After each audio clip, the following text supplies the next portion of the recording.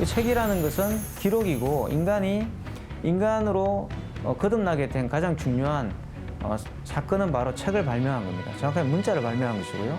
그래서 책이야말로 지금의 인간을 만든 가장 중요한 매개라는 거죠.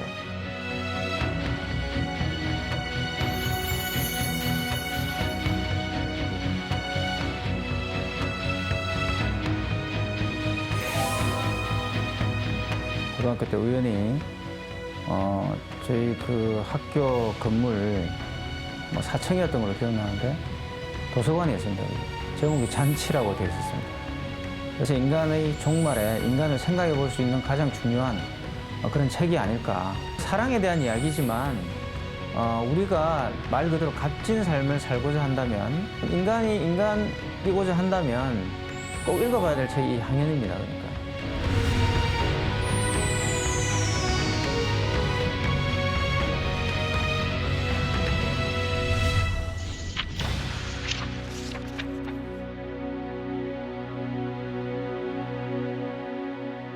제가 오늘 들고 온 책은 향연이라는 플라톤의 저서입니다.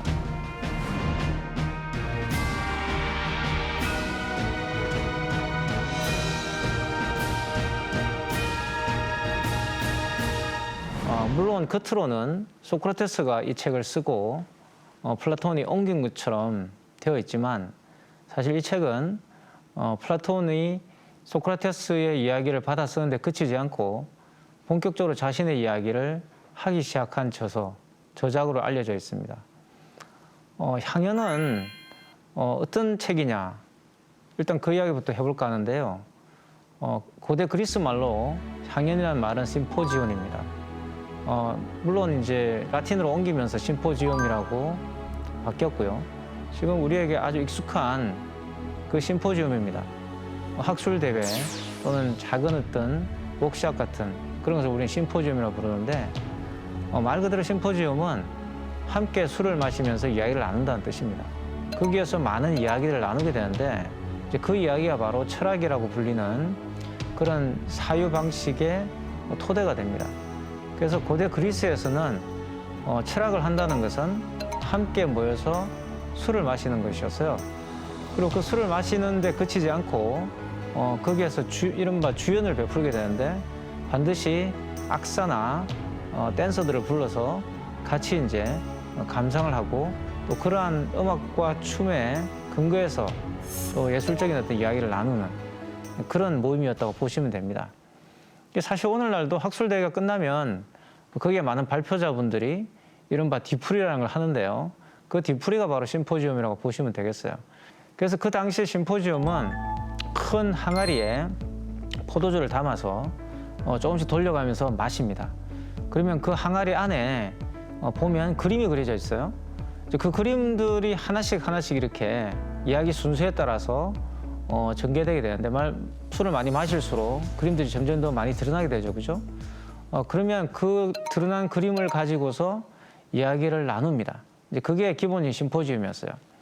근데 향연에 나오는 심포지움은 우리가 일반적으로 알고 있는 그런 방식의 그리스의 심포지움과 약간 다른 걸 보여줍니다. 일단 이야기 구성이 액자 소설처럼 되어 있습니다. 그러니까 이야기 안에 이야기가 들어있고요. 또 그 이야기 안에 또 이야기가 들어있는, 그리고 그 가상인물들이 계속 등장해서 그 이야기를 이어받는, 지금 우리가 즐기고 있는 그런 여러 가지 TV 드라마나 영화를 생각해도 전혀 손색이 없는 그런 구성으로 되어 있습니다. 그리고 아가톤이라는 그 등장인물 중에 한 사람인데요. 이런 심포지움 이루어지게 되는 계기를 제공하는 그런 인물이 되죠. 이 아가톤이라는 인물이 이른바 비극대회에서 큰 상을 받게 됩니다. 그렇게 이야기가 시작돼요. 근데 물론 이제 비극이라는 것, 그 당시 그리스 극의 대부분은 비극입니다. 왜냐하면 비극만이 진실을 전달할 수 있고 진리를 이야기할 수 있다고 봤기 때문에 그래요. 그 이유는 간단합니다. 왜냐하면 그리스 사람들에게 진리, 트루스라고 하는 것은 신의 진리였고요. 신의 모습을 드러내는 것을 뜻합니다. 어떤 모습으로 나타나느냐? 운명이라는 모습으로 나타납니다. 그러니까 페이트죠. 그러니까 숙명 또는 필연성으로 나타나게 되고요. 대부분 죽음의 순간과 함께 하게 되죠. 그래서 이제 그 영웅들이 육신의 삶을 버리고 천상의 그런 삶으로 돌아가는 그런 것이 그리스 비극의 대부분의 주제입니다. 그것을 그리스 사람들은 진리라고 봤죠. 그것을 데우스 엑스 마키나라고 이제 부르기도 했는데, 말 그대로 데우스 엑스 마키나는 그때 연극 내에서 신이 등장하는 장면, 그 신이 등장하는 장면 대부분 영웅들이 승천하는 장면으로 이루어져 있어요. 그래서 영웅을 승천시키는 그 기준기가 데우스 엑스 마키나였습니다. 인간이 유한하다는 것, 그리고 그 인간의 어떤 숙명이라는 것은 죽음을 향해 있다는 것, 그리고 또 그런 죽음을 피할 수 없다라는 것, 그리고 인간이 아무리 노력해도 궁극적으로는 신의 뜻에 따라서 결론을 지을 수밖에 없다라는 것을 보여주는 게 그리스 비극이었어요. 근데 그 비극 대회에서 아가톤이 우승하고 상을 받고 즐거워하는 모습으로 이 저서가 시작됩니다. 근데 이 저서는 흥미롭게도 그런 그리스 비극의 중요한 이야기를 하고 있는 게 아니에요. 그러니까 뜻밖에도 사랑에 대한 이야기를 하고 있습니다. 정확하면 에로스에 대한 이야기를 하고 있는 것이고요. 굉장히 안 맞죠. 왜냐하면 에로스라는 것은 죽음과 반대되는 것처럼 느껴지고, 사실 그 학년 내에서도 그런 이야기가 나옵니다. 소크라테스가 인간의 에로스를 이야기하면서 에로스는 아름다운 것이고 이 인간은 이 아름다움을 계속 유지하기 위해서 영원히 살고자 한다, 이렇게 이야기해요.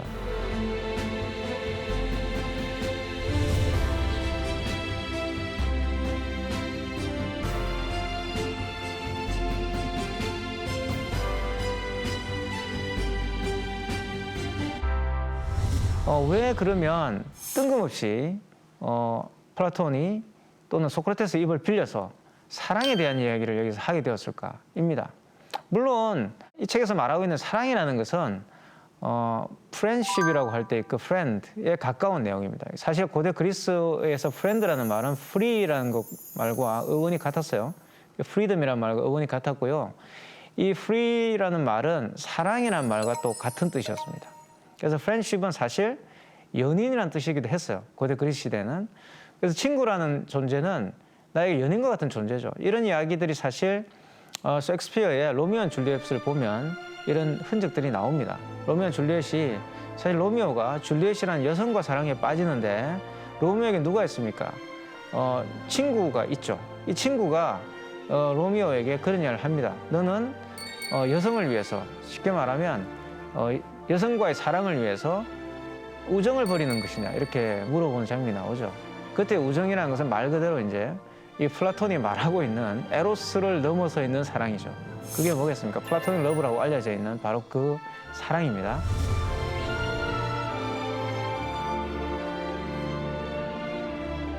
플라토닉 러브는 에로스를 배제한 사랑은 아닙니다. 그러니까 에로스에서 시작해서 궁극적으로 플라토닉 러브로 이제 진행되는 것이 진정한 사랑이다라는 이야기입니다. 플라토닉 러브는 사실 아름다운 사랑을 추구하는 것이고, 그 아름다운 사랑이라는 것은 육체적 사랑에 머무는 것이 아니라 더 높은 차원으로 나아가려고 하는 그런 공동의 노력이라고 볼 수가 있는 거죠. 사실 플라톤은 이 책에서 자신의 스승의 이야기를 대신하고 있는 것처럼 가정하고 있지만, 사실 전체 구성을 살펴보시면 결코 그렇지 않다는 걸 알 수가 있어요. 왜냐하면 일단 그 등장인물 속에 플라톤이 존재하지 않습니다. 자신이 가본 적이 없는 공간을 상상하면서 자기 스승의 이야기를 하고 있다는 것, 이 자체가 말 그대로 다 허구, 픽션이었던 겁니다. 그래서 재미있는 그림이 하나 있습니다. 그러니까 플라톤과 소크라테스를 보여주는 그림이 있는데, 그 그림에 보면 흥미롭게도 플라톤이 소크라테스 뒤에서 뭔가를 손가락으로 가리키고 있고요. 정작 책을 쓰고 있는 사람은 소크라테스입니다. 이게 상당히 흥미롭죠. 왜냐하면 소크라테스는 책을 쓴 적이 없어요. 그러니까 소크라테스는 말을 했고 정작 그 말을 글로 옮긴 사람은 플라톤입니다. 그런데 이 그림에서는 소크라테스와 플라톤의 위치가 바뀌어 있죠. 근데 그것이야말로 바로 플라톤이 가지고 있는 흥미로운 의미입니다. 다시 말하면 플라톤이라는 사람이 어떤 사람인지, 그 플라톤의 철학이 무엇인지를 보여주는 그림이 바로 여기에 이제 보이는 거죠.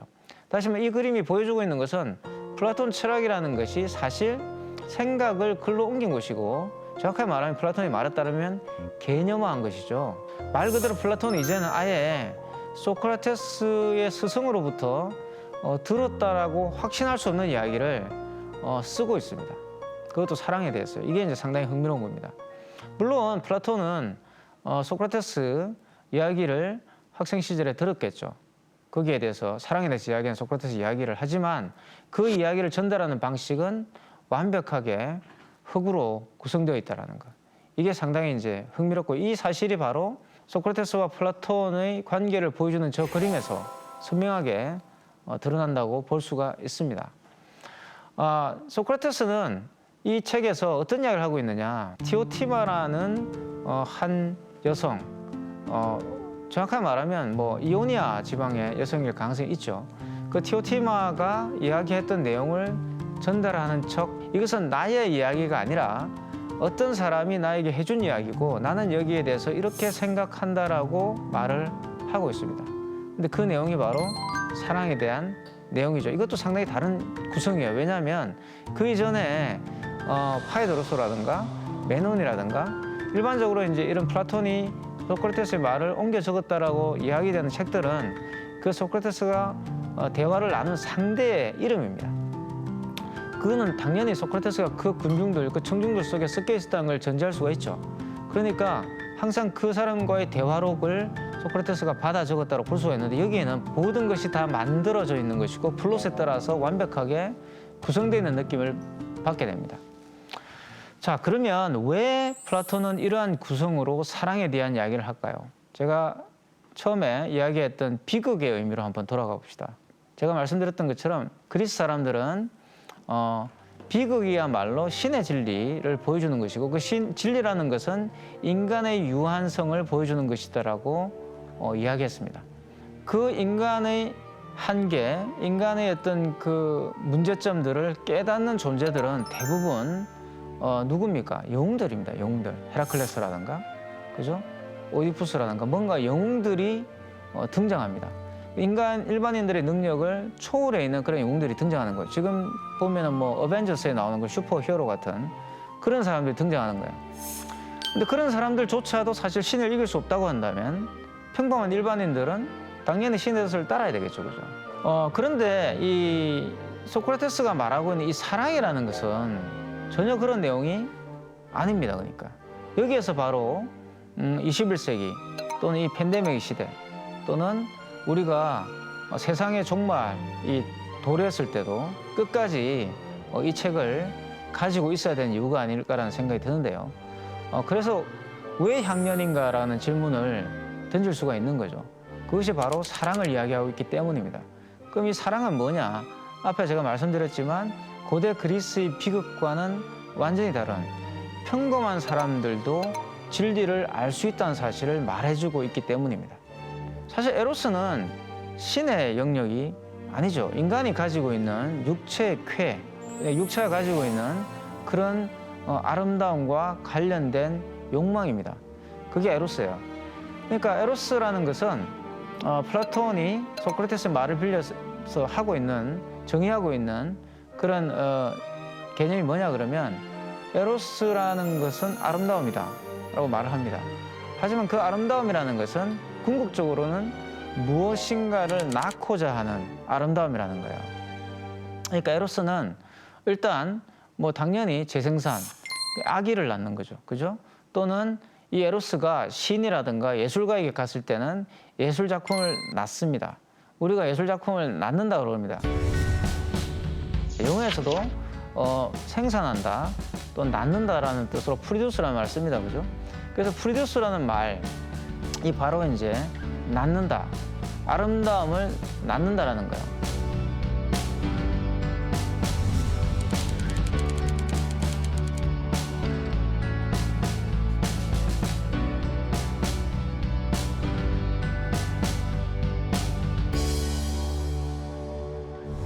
소크라테스가 말하는 이 낳는다는 의미는 워크에 가까워요. 그러니까 창작에 가깝습니다. 그러니까 아예 그런 말을 하죠. 사랑은 창작이다 이런 말을 합니다.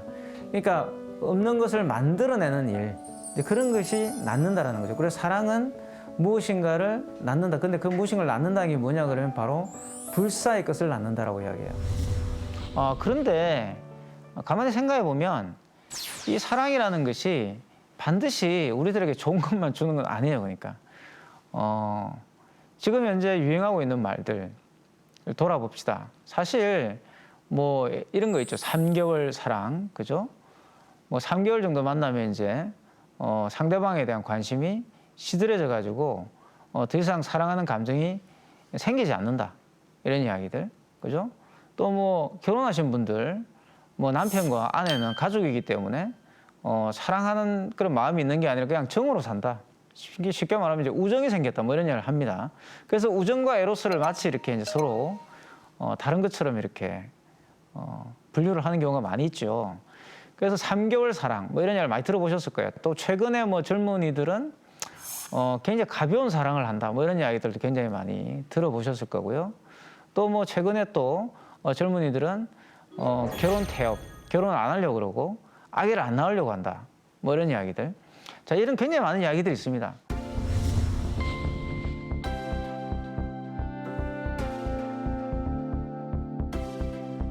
지금처럼 사랑에 대한 담론이 넘쳐나는 시대는 없는 것 같아요. 그러니까 길에 가보시면 거리를 거닐다 보시면은 곳곳에 뭐 사주 카페라든가 타로 카페라든가 연애 좀 봐드립니다. 뭐 이런 광고 문구가 많이 있죠.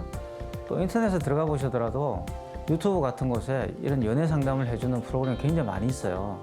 범람하고 있는 이런 사랑에 대한 이야기들 대부분 보면은 그런 참다운 사람을 만나는 것에 집중돼 있어요.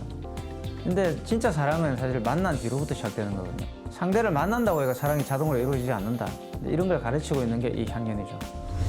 플라톤의 에로스라는 것은 당연히 좋은 것이어야 되는데 또는 즐거움을 주는 것이어야 되는데 지금 우리가 이렇게 돌아보면 에로스가 즐거움을 주기보다는 오히려 분노와 뭔가 이렇게 우리들에게 이 안타까움을 주는 것 같단 말이에요. 근데 왜 플라톤은 에로스가 즐거움을 주는 것이라고 했을까? 왜 에로스는 아름다움이라고 했을까라는 질문이 떠오르게 됩니다.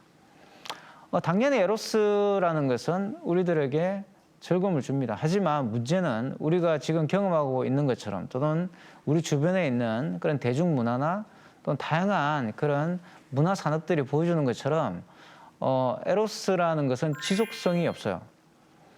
지속성이 없죠. 사실 이 에로스와 관련된 이 플라톤의 이야기는 두 가지의 어떤 오해를 낳고 있다고 저는 생각을 합니다. 첫 번째 오해는 뭐냐? 이 에로스라는 인간이 가지고 있는 욕망이 너무나 강력하기 때문에 에로스가 불타오를 때는 말 그대로 어떠한 사람일지라도 광기에 휩싸이게 되죠. 사실 에로스에 휩싸인 사람, 에로스의 욕망에 빠진 사람들은 범죄자와 좋은 사람 사이를 왔다 갔다 한다고 보시면 돼요. 최근에는 이제 이 에로스에 잘못 빠지면 말 그대로 스토커가 되는 거죠, 그죠? 상대방의 어떤 프라이버시라든가 상대방의 인권을 짓밟게 됩니다. 존 파울조가 쓴 미란다라는 컬렉터라는 어떤 그 소설이 있는데 그 주인공이 미란다인데요. 그 컬렉터라는 소설이 그런 걸 보여주죠. 사실 뭐 지금은 너무나도 익숙한 그런 사이코패스 영화의 소재이기도 한데 헐리우드의 스릴러 영화를 보면 대체로 자기가 사랑하는 여성을 납치해서 가둬놓고 이렇게 본인이 원하는 그런 인형으로 만들려고 하는 그런 영화들이 많이 있고 실제로 또 그런 사건이 일어나기도 합니다. 이것도 이제 에로스에 빠진 그런 광기가 잘못 유도된 것이라고 이제 볼 수가 있는 거죠. 그래서 에로스를 통제해야 된다고 생각하는 그런 이야기들이 자연스럽게 나오게 되는 겁니다. 이게 뭐 최근에 와서 이렇게 이런 이야기들이 나온 게 아니고요. 이 근대 문명이 시작되면서부터 이런 이야기들이 나왔다고 보시면 됩니다. 그게 대표적인 일부일처제예요. 일부일처제라는 것이 바로 에로스를 통제하기 위해서 나온 것이고 이 일부일처제에 굉장히 중요한 그런 이론적인 근거를 제공하는 사람들이 뭐 공리주의자들이죠. 그 중에 한 사람이 바로 멜서스 같은 사람이고요. 이 멜서스는 그런 이야기를 합니다. 에로스야말로 인구의 원리다. 그러니까 우리가 인구론으로 알고 있는 그 책은 인구의 원리라는 원제를 가지고 있습니다. 그러니까 Principle of Population이죠. 인구가 어떻게 증가하는가고요. 멜서스는 거기에서 인간의 본능이 에로스이기 때문에 그 에로스를 통제하지 않으면 말 그대로 인간은 마음대로 아기들을 낳을 것이다 라는 거죠. 그러면 어떻게 되죠? 식량 부족으로 또는 여러 가지 그런 자원의 고갈로 인류가 멸망하게 될 것이다. 그렇기 때문에 빨리 인구를 통제해야 된다. 이렇게 주장을 했어요. 그 통제의 방안이 뭐였냐? 흥미롭게도 건전한 결혼 생활이었습니다. 결혼을 빨리 시켜야 된다. 이거 결혼을 빨리 시켜서 국가에 그 가족을 등록시키고, 그게 바로 이제 인구죠. 인구 행정이죠. 그리고 그 인구를 국가가 관리해야 된다라는 것이었죠. 자, 사실 이 멜서스의 이야기는 오류로 증명이 되었지만, 말씀드렸던 것처럼 그 인구의 폭발적 증가, 기하급수적 증가와 그런 식량이 증산되는 속도가 서로 맞지 않기 때문에 발생하게 될 그런 종말은 오지 않았습니다. 그리고 또 하나의 편견이 뭐냐, 또 오해죠. 제가 볼 때는 60년대 이후에 이제 국가가 에로스를 어떻게 이용하고 또 그것을 어떻게 통제할 것인가라는 그런 어떤 생각에 맞서서 에로스의 해방을 주장하는 그런 또 생각들이 나오게 됩니다. 그게 바로 60년대 반문화 운동이었던 것이고요. 히피라든가 지금 현재 우리가 즐기고 있는 많은 대중문화의 뿌리가 이 에로스의 해방과 무관하지가 않죠. 그래서 여기에서는 또 뭐냐, 이 에로스의 해방만이 곧 사회적 해방을 가져올 것이라고 생각이 되고요. 이 에로스를 해방시켜서 인간을 자유롭게 만들어야 된다는 생각으로 나아가게 됩니다. 그것이 뭐 히피라든가 또는 여러 가지 그런 우리가 알고 있는 반문명적인 그런 문화운동들을 낳게 되죠. 자, 그래서 또 이제 이 에로스 해방을 주장하는 이런 생각들은 포르노 산업이라든가 또 그 앞에서 말씀드렸던 것처럼 이 굉장히 지금 현재로서 본다면 굉장히 납득할 수 없는 그런 방향으로 흘러간 경우도 많이 있습니다. 에로스에 대한 어떤 이 두 가지 생각들은 어떻게 보면 플라톤이 맨 처음 향연에서 이야기했던 내용을 토대로 해서 발전시킨 거라고 볼 수가 있는데, 결국은 플라톤이 말하고 있는 내용을 어떻게 제도화할 것인가와 또는 플라톤이 이야기하고 있는 내용을 어떻게 거부할 것인가로 나눠져 있었던 거죠. 그런데 향연은 사실 이 에로스에 대한 이야기만을 하고 있는 것이 아닙니다. 그러니까 향연에서도 분명히 에로스를 일시적인 것이고 또 에로스가 우리에게 즐거움과 행복을 주지만 영원하지 않다라는 이야기를 하고 있어요. 이게 이제 이 향연이라는 책이 가지고 있는 가장 중요한 요점이죠. 제가 볼 때는 이 부분을 다시 생각을 해봐야 된다는 것입니다. 그게 뭐냐? 바로 정신의 미. 인간은 그런 육체의 미만을 추구하는 것이 아니라 정신의 미도 추구한다라고 했던 겁니다. 그것을 플라톤은 사랑은 에로스지만 이데아를 지향한다, 이데아를 향해 간다라고 이야기했어요. 여기 중요한 지점은 사랑은 이데아다라는 게 아닙니다. 이게 이제 멜서스 같은 사람들이 오해하는 것일 수가 있는데요.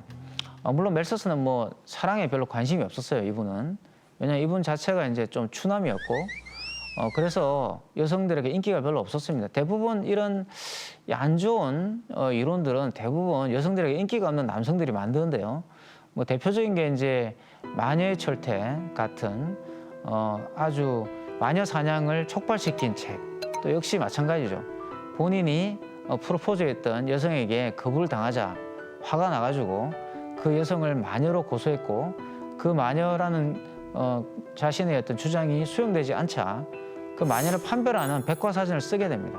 그리고 그 책이 보급됨으로써 수많은 사람들이 마녀를 지목하고 멀쩡한 이 이노선트한 사람들을, 이 무고한 사람들을 살해하는 그런 일이 몇백 년간 펼쳐지게 됩니다. 정말 말이 안 되는 이야기죠. 근데 마찬가지로 이 멜서스 같은 경우도 이 사랑이라는 것을 에로스로 받고 그 에로스를 지향해야 된다, 그 에로스를 승화시켜야 된다고 생각했다는 점에서는 플라톤이 이야기하고 있는 그 에로스의 어떤 그런 의미를 조금 왜곡시키고 있다는 게 제 생각이에요.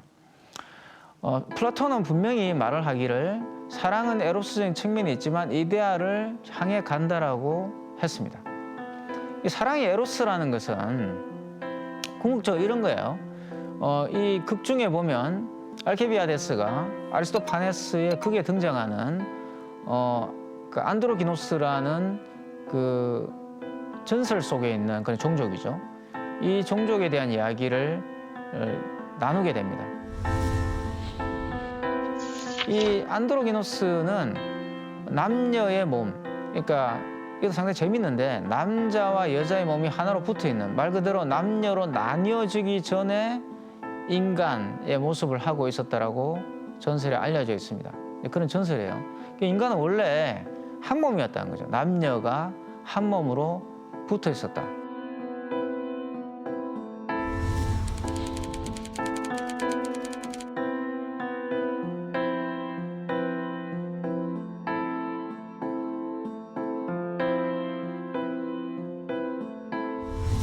그러니까 당연히 우리가 팔다리가 2개씩 있으니까 4개의 팔다리를 가지고 있었던 거죠. 그래서 이 4개의 팔다리로 공처럼 굴러서 이동을 했다. 그래서 굉장히 빨리 움직이고, 정말 당연히 이제 남녀의 머리가 합쳐져 있으니까 얼마나 똑똑했겠어요, 그죠? 그러니까 신이 가지고 있는 지혜까지도 넘보는, 말 그대로 그 신이 가지고 있는 지혜를 넘본다는 것은 인간을 통제할 수 있는 기술조차도 이 안드로기노스들에게는 통하지 않았다는 뜻이 됩니다. 그래서 말 그대로 신에게 도전을 하게 되는데, 이 도전이 별게 아니에요. 신보다 더 똑똑해진 거죠.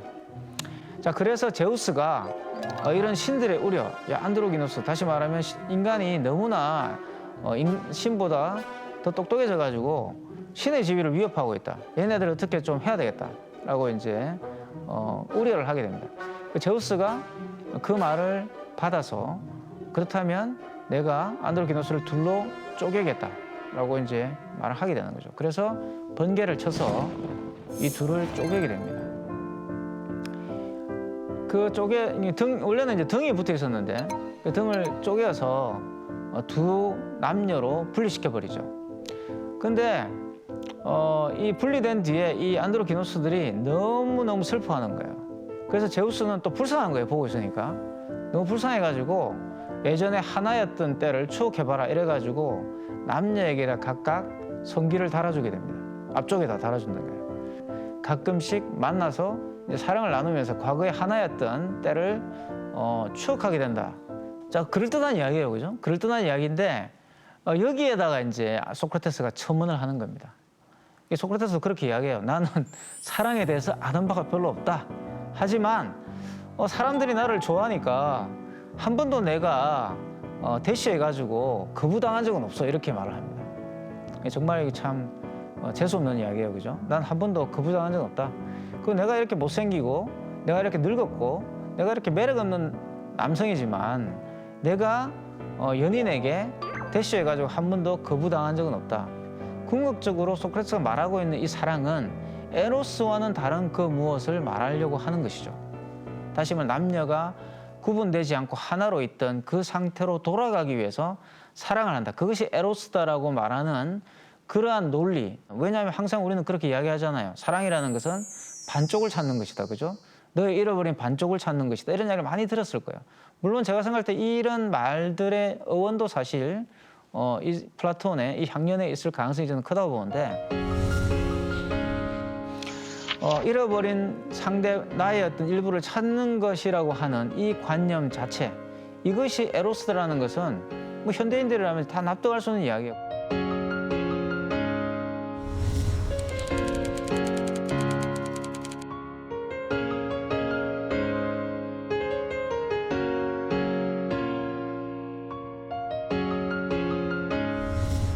그래서 아무리 부를 많이 축적하고 아무리 많은 명예를 얻고 아무리 많은 업적을 이루었다 하더라도 이분들이 궁극적으로 추구하는 것은 뭐냐? 참사랑입니다. 그러니까 나에게 참사랑이 언제 오는가? 항상 우리는 그 참사랑이 오는 것을 준비하고 있고 참사랑이 오면 맞이할 태세가 되어 있죠. 그래서 우리는 뭐라고 그럽니까? 사랑에 빠진다라고 말을 하게 됩니다. 상당히 이게 이제 또 우리와 이제 서양 문화가 가지고 있는 차이라고 볼 수가 있는데요. 우리는 이 사실 사랑을 한다라는 말을 많이 하죠, 그죠? 사랑하는 것은 사랑을 받는 것보다 행복하느니라 뭐 이런 시도 있어요. 그러니까 이 사랑을 한다라는 말을 많이 쓰는데 서양에서는 사실 사랑을 한다가 아니라 사랑에 빠진다라고 합니다. 그런데 사랑을 내가 하고 싶다고 하고 되는 게 아니에요. 그러니까 사랑에는 빠져야 되는 거예요. 그런 사랑이라는 것은 마치 교통사고처럼 나에게 찾아오는 것이 내가 하고 싶다고 해가지고 사랑을 할 수 있는 게 아니죠. 그러니까 사랑은 디자인을 할 수 있는 게 아닙니다. 그러니까 내가 생각하는 완벽한 이상형을 만들어 놓는다고 해서 그 이상형이 나한테 나타나리라는 보장은 할 수가 없어요. 그래서 사랑이라는 것은 신의 영역.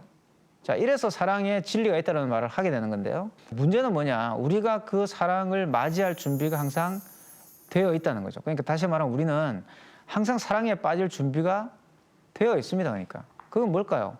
우리 마음속에 뭔가 공허함이 있다는 겁니다. 그죠?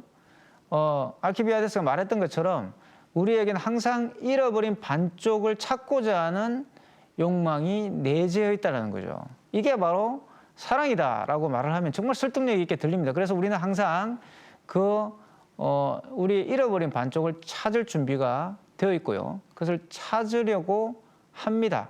또는 찾으려고 한다고 착각을 하고 있죠. 자, 여기까지가 제가 볼 때 현대인의 사랑이에요. 우리가 알고 있는 사랑에 대한 상식이라는 생각이 들거든요. 근데 플라톤은 여기에서 더 나아가게 됩니다. 그러니까 사랑이 에로스의 미, 다시 말하면 육체의 미에만 머문다고 한다면 사랑은 진리와 무관할 것이다.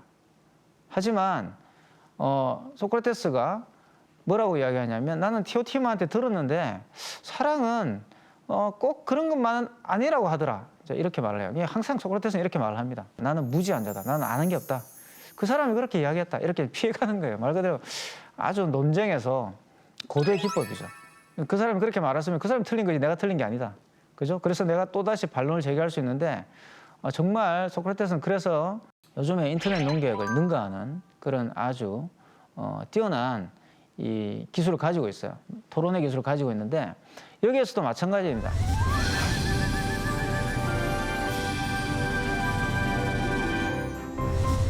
항연에서도 소크라테스는 어떤 형상으로 이제 그려지냐 그러면 절대 남들 앞에서 자기의 주장을 강하게 펼치는 사람으로 그려지지 않아요. 잘 듣는 사람으로 나오죠. 아무리 많은 지식을 가지고 있는 사람이라 할지라도 지식의 한계에 도달하면 말이 꼬이게 됩니다. 그때 소크라테스가 치고 나오는 거죠. 그게 바로 소크라테스의 너 자신을 알라입니다. 그러니까 소크라테스가 가르치는 것은 무지입니다. 그러니까 이게 되게 재밌어요. 지식은 가르칠 수 있는 게 아니라 네가 무지하다는 것을 내가 가르쳐 줄 뿐이다라고 하는 것. 이게 오늘날 보더라도 굉장히 중요한 이야기죠. 지식은 가르칠 수 있는 게 아니라 네가 그걸 배우고자 해야지만 지식을 얻을 수 있다라고 이야기했어요. 사랑을 통해서 진리에 도달할 수 있다고 하더라. 근데 에로스는 앞에서 제가 말씀드렸던 것처럼 일반적인 사람들, 그 당시 고대 그리스 사람들은 어떻게 생각했습니까? 에로스라는 것이 너무나 즐겁기 때문에 그 아름다움이 계속되기를 원한다. 다시 말해 영원히 살기를 원한다. 그래서 재생산을 하는 거죠. 나의 분신들을 계속 만들어서 남겨두려고 한다라는 거예요. 굉장히 통찰이죠. 그러니까 당연히 인간이 본인이 영속하지 않다는 사실, 나는 영원하지 않다는 사실을 깨닫는 것, 그것이 진리라고 했잖아요. 근데 인간은 영원하게 살려고 하는 마음이 있다는 겁니다. 이 두 가지 충돌하죠. 자, 그렇다고 한다면 사랑은 뭡니까? 진리와 반대되는 것처럼 느껴진단 말이죠. 근데 여기에다가 소크라테스가 사랑은 진리다라고 선언을 하게 됩니다. 물론 그것도 자기 입으로 하는 게 아니라 내가 들은 아주 위대한 여성이 있는데 티오티모라고 그 현명한 여성을 통해서 말을 하게 되죠. 자, 사랑은 진리입니다. 플라톤에 따르면. 왜? 사랑은 그래서 에로스의 미에만 멈추지 않고 정신의 미로 나아간다. 앞에서 말씀드렸던 것처럼 이데아를 향해서 간다라고 했습니다. 여기서 중요한 것은 나아간다입니다. 에로스에 멈춰 있는 것이 아니라 그 에로스 너머로 나아간다. 자, 왜 그럴까요? 간단하죠. 에로스는 앞에서 말씀드렸던 것처럼 영원하지 않습니다. 그렇기 때문에 우리는 그 아름다움이라는 것을 채울 수 있는 다른 아름다움으로 나아가게 되는 거고요. 그 아름다움이라는 것은 나중에 프로이트는 이것을 이제 승화라고 불렀는데 이제 다른 아름다움으로 이제 나아가는 그런 길을 모색하게 됩니다. 그게 바로 이제 이 책이 담고 있는 지혜이고, 제가 볼 때는 인간을 인간에게 만드는 가장 중요한 요소인 거죠. 중국 판다가 눈밭에서 미끄럼을 타는 그런 장면들을 제가 유튜브로 보고 되게 웃었던 적이 있는데, 그런 걸 보면 판다나 인간이나 사실 즐거움을 추구하는 것은 크게 다르지 않은 것처럼 보여요. 심지어는 하늘 나는 새도 바람을 타면서 이렇게 우리가 마치 놀이기구 타는 것처럼 그렇게 이 자기들 스스로의 어떤 즐거움을 추구하는 모습을 볼 수가 있습니다. 인간과 동물은 공유하는 지점들이 있죠. 당연히 생명체니까, 포유류니까 그런 게 있습니다. 하지만 그런 동물들에게 없는 요소가 있습니다, 인간에게. 그게 뭐죠? 바로 인간은 그러한 영원에 대한, 영원성을 추구하는 그런 속성이 있어요. 그 중에 하나가 바로 저는 이러한 아름다움에 대한 추구, 정확하면 정신적 아름다움에 대한 추구라고 명명되어 왔던 그것이라고 봐요. 그래서 인간은 이런 아름다움의 어떤 추구, 다시 말하면 에로스적 차원의 그런 아름다움에서 그치지 않고 정신적 차원의 아름다움으로 나아가는 이것을 설명하기 위해서 사랑의 어떤 그런 개념들을 변용하고 변주했습니다. 그 대표적인 것이 바로 종교죠. 특히 기독교는 바로 그런 대표적 종교입니다. 그러니까 기독교는 사랑의 종교라고 줄리아 크리스테바와 같은 그런 프랑스 철학자들이 이야기를 하고 있는데, 신이 인간을 너무 사랑해가지고 인간의 모습으로 인간 세계에 오게 됩니다. 그것을 바로 사랑이라고 불렀는데, 그 사랑은 당연히 뭡니까? 플라톤이 말하고 있는 에로스적 사랑이 아니라 정신의 미를 추구하는 사랑이었고요. 그 정신의 미를 추구하는 사랑이라는 것은 궁극적으로 이웃에 대한 사랑이었습니다. 그러니까 이웃을 사랑하는 것, 그게 바로 기독교의 사랑이었고, 이것은 에로스와 다른 차원이죠. 자, 이런 사랑인 거죠. 그래서 인간은 어쨌든 그런 에로스의 미에 머물지 않고 정신의 미로 나아가는 그 과정에서 종교도 만들고 했던 거고요. 또 이런 에로스적 사랑을 긍정하면서 또 더 높은 차원의 그런 사랑을 이야기했던 또 미학이 바로 낭만주의입니다. 그래서 낭만주의는 말 그대로 사랑이야말로 인간의 어떤 그런 모순과 또 인간이 가지고 있는 여러 가지 문제점을 해결할 수 있는 유일한 방책이라고 봤어요. 낭만주의가 추구했던 것은 그런 에로스의 휘발성에 머무는 것이 아니라 그것을 예술작품으로 승화해서 예술작품으로 만들어내는, 다시 말하면 신과 인간을 연결하는 가교로서 예술작품을 설정했던 거죠.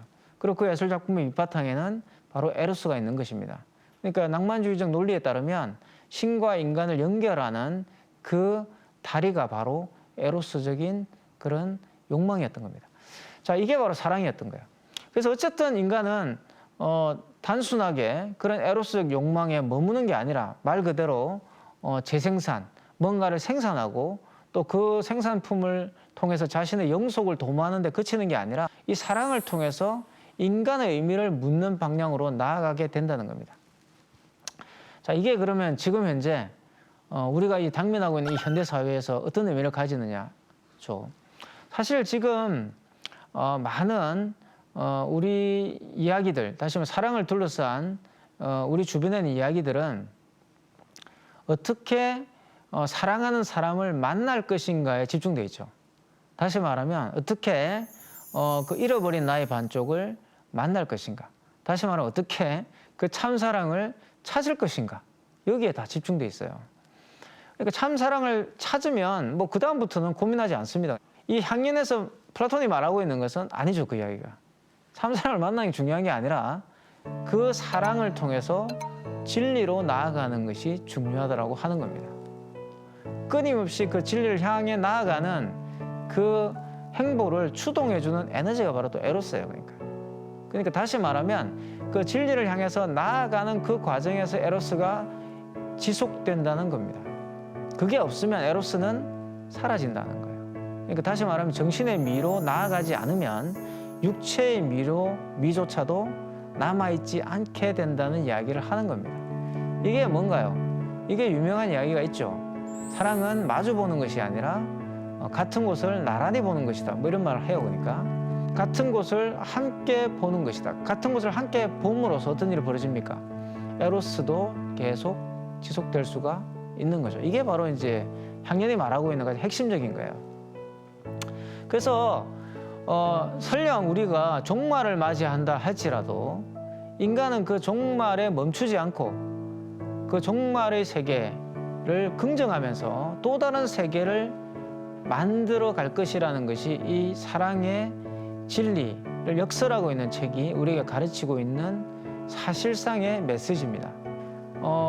이런 거죠. 그러니까 도둑질을 하더라도 그 도둑질을 하는 그 범죄자의 마음속에는 착한 도둑이 되려고 하는 마음이 있을 거예요. 그러니까 착한 도둑이라는 그 형용 모순, 그죠? 그것을 깨달으면 도둑질을 하지 않게 되겠죠. 본인이 실수로 무엇인가 잘못을 저질렀다 하더라도 그것을 만회할 수 있는 기회, 다시 말하면 그 실패를 끊임없이 만회해 나가는 것이 그 사람의 삶입니다. 한 번의 실수로 그 사람의 인생을 끝내는 것은 그런 의미에서 그 인간에 대한 예우가 아니고요. 그 생명에 대한 그런 기본적인 태도가 아니죠. 그래서 이 과정으로서의 사랑을 강조했다는 점에서 이 향연이라는 책은 굉장한 의미를 가지고 있는 것이고 우리가 세상이 끝나는 지점까지도 계속 펼쳐봐야 되는 그런 책이라는 생각이 들어요.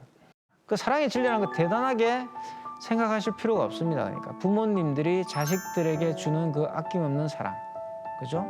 공동의 삶에 대한 사랑, 또 이웃에 대한 사랑, 이런 사랑들을 보여주는 거예요. 그게 바로 뭡니까? 정신의 미입니다. 그것이 바로 사랑의 진리죠. 내가 어떤 대단한 업적을 남기는 것은 사실 평범한 사람이 할 수 있는 것은 아니죠, 그죠? 하지만 사랑은 평범한 사람들이 할 수가 있는 것입니다.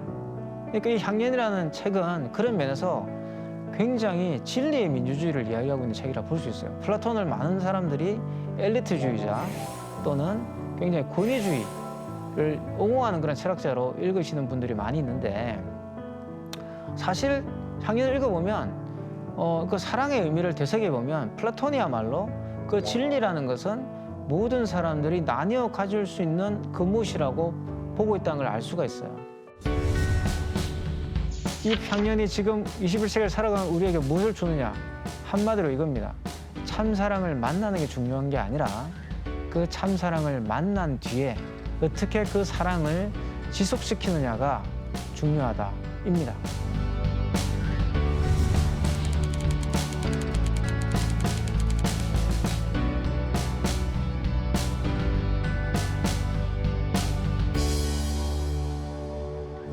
이 평범한 진리를 우리가 놓쳤을 때 우리의 사랑은 우리에게 즐거움을 주기보다는 이제 고통을 주게 될 것이고 오히려 사랑하는 사람에게도 피해를 줄 수밖에 없는 그런 나쁜 행위가 될 수가 있습니다. 가장 중요한 사랑은 진리이고 또한 그 진리를 추구해가는 과정이라는 사실을 깊이 새길 수 있는 시간이었으면 합니다. 감사합니다.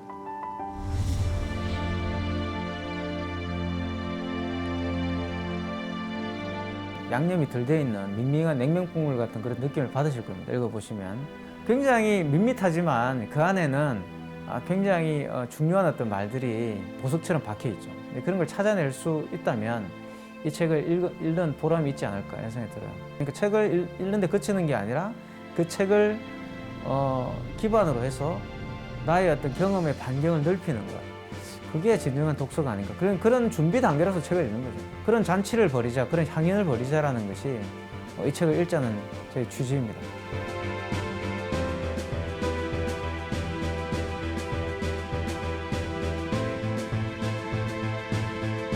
책에 나오는 내용을 숙지하고 그래서 문자 그대로 외우려고 하는 경향이 굉장히 강해요. 근데 사실 책이라는 것은 기본적으로 번역이죠. 내가 경험한 것과 그 문자로 기록되어 있는 그 작가의 경험이죠. 그것을 서로 호환시켜서 대화를 하는 행위가 바로 독서라고 볼 수 있어요.